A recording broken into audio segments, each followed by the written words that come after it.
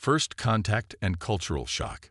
Ambassador Noxer of the Trizillian Alliance adjusted his atmospheric regulator as he stood in the observation deck of the diplomatic vessel Harmonious Accord.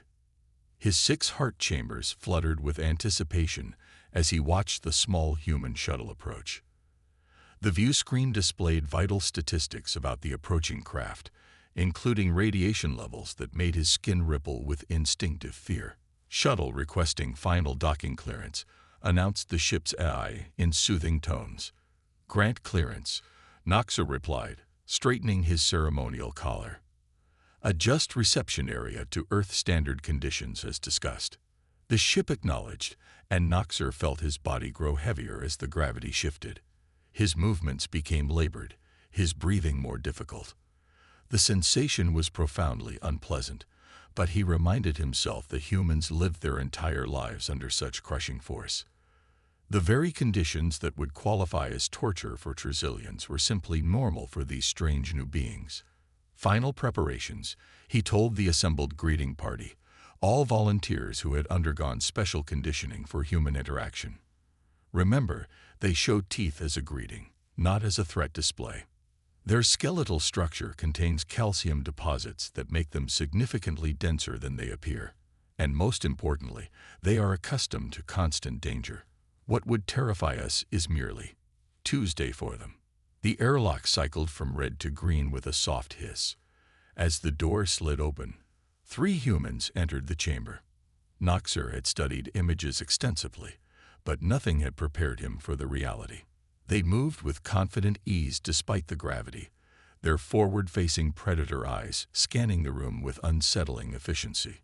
When they smiled, they displayed rows of bone-white teeth that sent primitive signals of danger through Noxer's nervous system. The first human stepped forward. Commander Elena Vasquez, United Earth Space Forces. She extended a hand, a limb packed with muscles and those alarming calcium deposits, in the greeting gesture they had been briefed about. Suppressing every instinct screaming danger, Noxer extended his upper appendage and allowed the human to grasp it. The strength in those fingers was terrifying, though she was clearly restraining herself.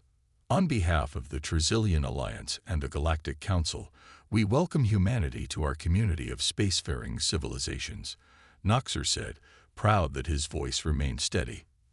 The introductions continued with Dr. Marcus Chen, xenobiologist, and Ambassador Kira Williams, diplomatic corps.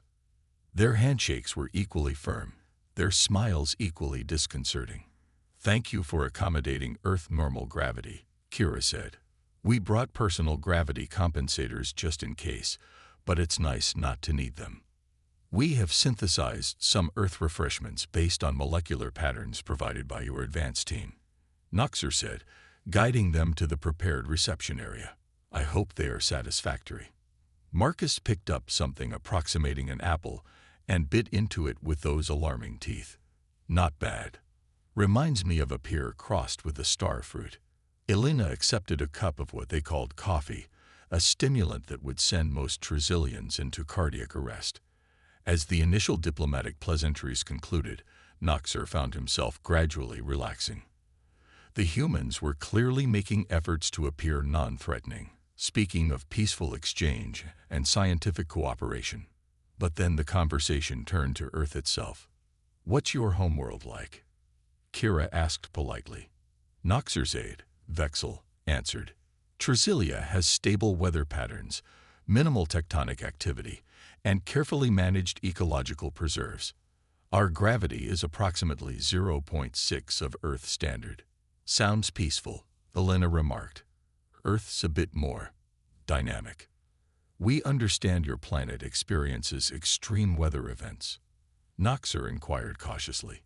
Marcus laughed, a sound that still triggered alarm responses in the Trizillians. "Oh yes, I grew up in Florida, hurricane country. We used to have hurricane parties when I was a kid. Everyone would gather in one house with supplies, and we'd ride out the storm together." The Trizillian delegation exchanged alarmed glances. They held celebrations during atmospheric catastrophes. "And your oceans cover most of your planet's surface?" Vexel asked, trying to maintain composure. About 71%, Kira confirmed. I'm a certified deep-sea diver. There's nothing quite like descending 30 meters below the surface and swimming with the local wildlife. Noxer nearly choked on his drink. Humans willingly immerse themselves in unregulated water masses for pleasure, and deliberately sought encounters with aquatic wildlife. We've prepared a cultural exchange presentation, Noxer said, changing the subject. This shows some of the most significant challenges Trizilian civilization has faced. The display showed footage of a minor earthquake that had damaged several cities centuries ago. The humans watched politely but seemed unimpressed. That registers maybe 4.0 on our Richter scale, Elena commented. We get those fairly regularly along the Pacific coast. The next footage showed a major storm that had been considered catastrophic on Trizilia. Looks like a Category 1 hurricane at most, Marcus observed, pretty mild by Earth standards. By the end of the Trizilian presentation, it was clear that what constituted historical disasters for their civilization were routine events on Earth. Would you like to see some images from Earth? Kira offered, activating her datapad. The first images showed massive mountains with jagged ice-covered peaks. The Himalayas, Kira explained. I summited Everest 3 years ago. Best experience of my life. You climbed those, voluntarily? Vexel asked, his skin paling with shock. Absolutely, Elena said cheerfully. The view from 8,848 meters is worth every hardship. The next images showed enormous waves crashing against cliffs, while tiny human figures rode them on small boards. My brother's a professional surfer, Marcus explained. Says there's nothing like riding a 20-meter wave to clear your mind. The final images showed a place called Yellowstone, with ground that vented superheated steam and pools of boiling, acidic water in vibrant colors. One of our national parks, Kira said proudly. Over 4 million visitors each year. 2 of the Trizilian delegates had to excuse themselves by this point. Noxer remained only through sheer diplomatic discipline. Later that day, the true revelation came during what was supposed to be a routine medical examination. Dr. Lauren, the ship's chief medical officer, had requested baseline readings from the humans. When the neural scanner registered their brain activity, Lauren called for Noxer immediately. Ambassador, you need to see this, Lauren said, pointing to the neural mapping display. These are the humans' responses to various stimuli. Noxer studied the patterns. What am I looking at? This is fear response. Lauren indicated one pattern. Notice how it's connected to their pleasure centers. And this, he pointed to another section, shows their response to what we would consider life-threatening situations. It triggers what they call adrenaline, a chemical that enhances their physical capabilities. What does this mean? Noxer asked, though he was beginning to understand. It means, Lauren said slowly, that humans don't just tolerate danger. They are neurologically wired to enjoy it under controlled circumstances. What would trigger paralyzing terror in us gives them pleasure. They deliberately seek out activities that simulate danger as recreation. The implications were staggering. That evening, the humans suggested watching what they called an action movie for cultural exchange. The film depicted humans engaging in physically impossible feats, surviving conditions that would instantly kill most sentient species, and deliberately placing themselves in harm's way, all for something they called entertainment. Halfway through the film, during a scene where a human character dangled from a cliff by one hand while laughing, Ambassador Noxer had to call for a break. Is something wrong? Elena asked, concerned. This is entertainment for your species, Noxer asked carefully. Pretty standard action fare, Marcus shrugged. Nothing too intense. We thought we'd start with something mild. Mild. Vexel's voice rose an octave. The protagonist has sustained injuries that would kill a Trizilian, survived temperatures that would cause our organs to fail, and deliberately jumped from an aircraft. The humans exchanged glances. We didn't mean to upset anyone. Kira said gently. Perhaps we should have chosen something calmer for our first cultural exchange. But the real incident that changed everything occurred the following day. The human delegation was touring the ship's engineering section when they approached a sealed door marked with Trizillian warning symbols. This area contains our secondary drive system, Chief Engineer Zorvin explained. The radiation levels beyond this point would be harmful to Trizillians. Elena glanced at the readout beside the door, which displayed radiation measurements in standard galactic units. Suddenly, she burst into laughter, a loud sound that echoed through the corridor. Zorvin's skin flashed bright orange in alarm. He slammed his appendage against the emergency button on the wall. Sirens wailed throughout the section. Security barriers dropped from the ceiling, and evacuation alerts blared in Trizillian. "What's happening?" Elena asked, her laughter stopping abruptly. "Emergency containment protocols," Zorvin said, backing away from her. "Please remain still until security arrives." Within minutes, security officers surrounded Elena. Dr. Lauren and Ambassador Noxer hurried to the scene. Medical staff stood by with radiation treatment kits. "I don't understand," Elena said, looking confused. "Did I do something wrong?" Noxer's voice was tight with concern. "You laughed at a severe radiation warning. We assumed you were experiencing the early symptoms of radiation poisoning, which include confusion and inappropriate emotional responses." Elena's eyes widened in understanding. "Oh no, I'm fine. I was laughing because..." She paused, suddenly realizing how her reaction might seem. "The radiation levels you're warning about are what we consider completely safe on Earth. Those readings are lower than what humans experience during a routine medical scan." A stunned silence followed her words. "Impossible," whispered Zorvin. Elena pulled out her personal scanner. "May I?" Without waiting for permission, she stepped through the dangerous doorway, took readings, and returned. "See. By human standards, this is negligible radiation. My home on Earth has higher background radiation from natural sources."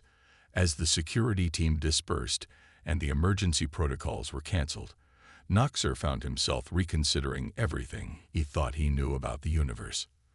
Later that night, he composed a message to the Galactic Council. The humans don't just survive a death world. They thrive on it. They've evolved not merely to endure conditions we find lethal, but to actively seek them for pleasure. What terrifies us amuses them, and I fear we have only begun to understand the implications of this fundamental difference. The ultimate test. 3 months after first contact, the Human Trizillian Exchange Program was officially underway. 5 human representatives lived aboard the Trizillian station Celestial Harmony, while 5 Trizillian diplomats visited Earth. Both sides hoped this direct experience would build understanding between their vastly different species. The human team integrated surprisingly well into station life. Dr. Maya Patel headed the group as scientific coordinator, specializing in astrophysics. Commander Raj Singh represented the military aspect, his movements precise yet relaxed. Dr. Thomas Walker, a cultural anthropologist with an infectious laugh, constantly recorded observations. Sarah Kim, an engineer with seemingly boundless energy, spent most of her time in the station's maintenance sections. David Martinez, a medical doctor, completed the team. Station Director Nexel greeted them each morning in the communal dining area. "I trust your accommodations remain satisfactory," he asked, still uncomfortable with the human custom of eating together. "Absolutely," Maya replied with a warm smile, "though we've been meaning to ask about recreational facilities." Nexel's skin rippled slightly. 3 months in, and he still found human recreation concepts disturbing. "We've allocated space in Section 7 as discussed. It has been adjusted to your specifications, though I must again express concern about the exercise equipment you requested." Thomas laughed. "Don't worry, we're not going to hurt ourselves. Humans need physical activity to maintain health." The recreation area had been modified with Earth-type exercise equipment. Raj had installed a small climbing wall that rose 6 meters high, a structure that no Trizilian would voluntarily ascend. Sarah and David had created what they called a parkour course that involved jumping between platforms at various heights. A small group of Trizilian scientists observed from behind a safety barrier as the humans engaged in these seemingly dangerous activities. Dr. Ixora, the station's xenopsychologist, made continuous notes on her datapad. They deliberately increased their heart rates and stressed their muscular systems, she murmured to a colleague, and they appear to derive pleasure from the sensation. Meanwhile, on Earth, the Trizilian delegation was struggling to adjust. Despite extensive preparation and protective equipment, Earth's conditions proved more challenging than anticipated.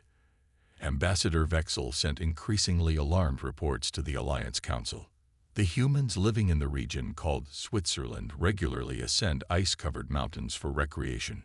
One report noted, "Many consider this relaxing rather than potentially lethal." Another report described humans in coastal regions who routinely immerse themselves in vast, uncontrolled bodies of water inhabited by predatory life forms. They call this beach vacation and consider it fun for the whole family, Vexel reported in disbelief. Back on Celestial Harmony, the human team had been invited to observe Trizilian entertainment, a harmonically balanced audio-visual presentation designed to induce peaceful contemplation. The humans sat politely through the 3-hour experience, though Thomas fell asleep halfway through. "Perhaps you might share some human entertainment in return," Nexel suggested afterward, hoping to better understand these strange beings. "We brought some games," Sarah offered enthusiastically. "How about poker? It's a classic." That evening, a group of curious Trizilians gathered to learn this human game called poker.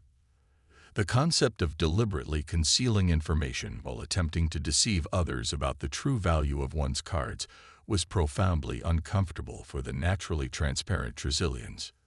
"You mean the purpose is to lie?" asked one scientist, skin flickering with distress. "Not exactly lying," David explained. "We call it bluffing.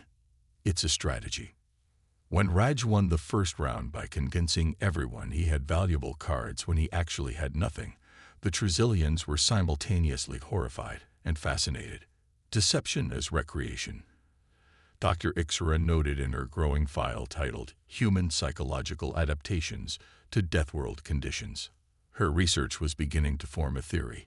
Humans hadn't just physically adapted to Earth's dangers, they had evolved psychological mechanisms that transformed fear into pleasure, danger into play, and even deception into entertainment. The real test of these theories came unexpectedly during Station Cycle 47. A minor asteroid struck the lower observation deck, breaching the hull. Automatic containment systems activated, but the damage was severe. 3 Trizilian engineers were trapped in a rapidly decompressing section. "Emergency protocols engaged," announced the Station Eye. "Section 12 will be sealed in 60 seconds to preserve station integrity." Station Director Nexel's skin turned ashen. "Those engineers won't survive if we seal them in, but we can't risk the entire station." Without hesitation, all 5 humans volunteered for rescue. "We have higher radiation tolerance, better oxygen efficiency, and greater physical strength," Maya explained rapidly. "Let us help." "The conditions in that section are lethal," Nexel protested. "Temperature approaching absolute zero, radiation from the damaged systems, and critically low oxygen." Commander Singh was already pulling on an emergency survival suit. "For humans, that's challenging but not impossible. We train for worse conditions."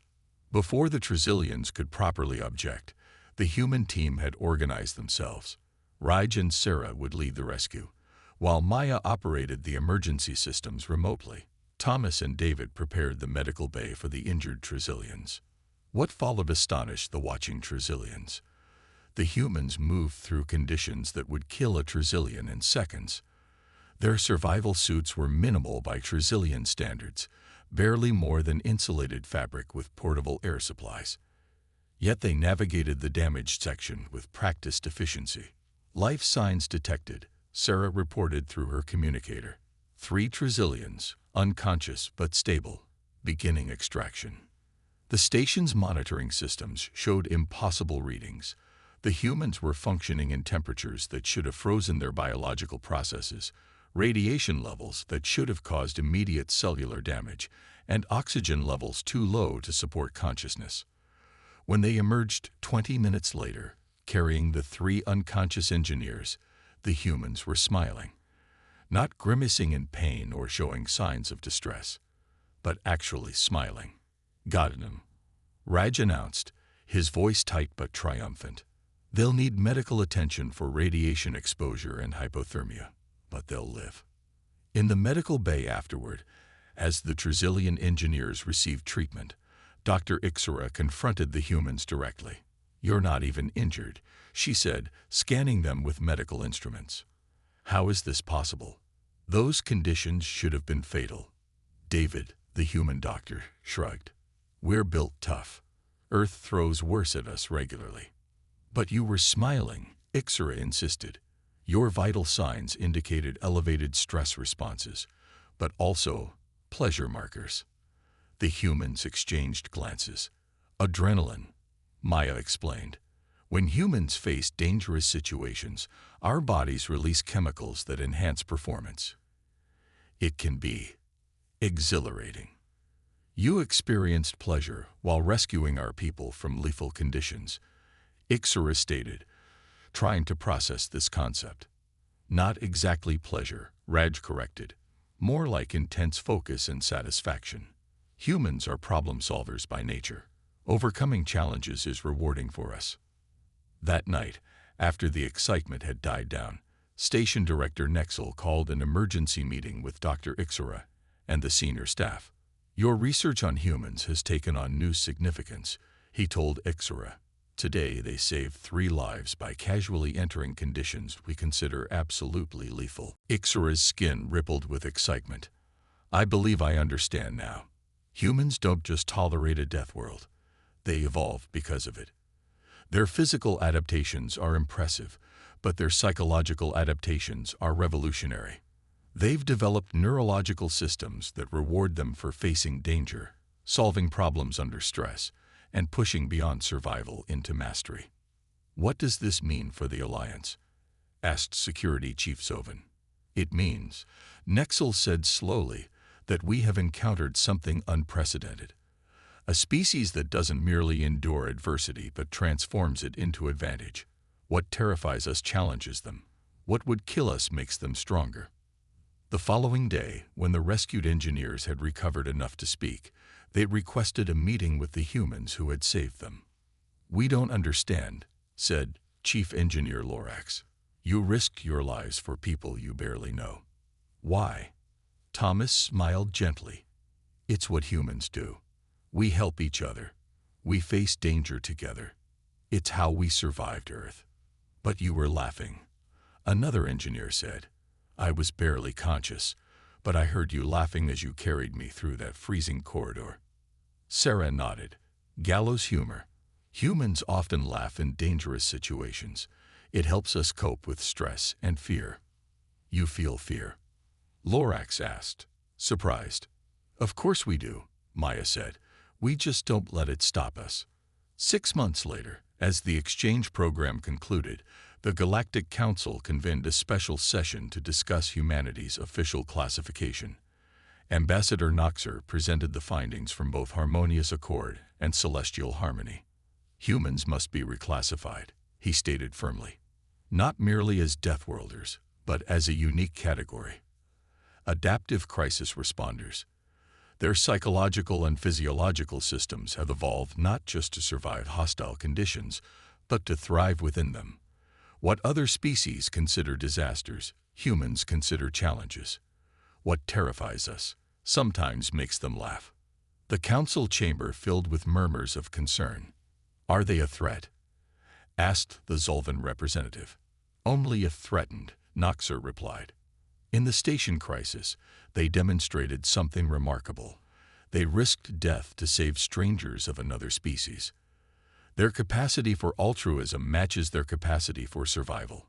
Dr. Ixor's research was entered into the Galactic archives under a new classification, Deathworld Psychology, the human paradigm.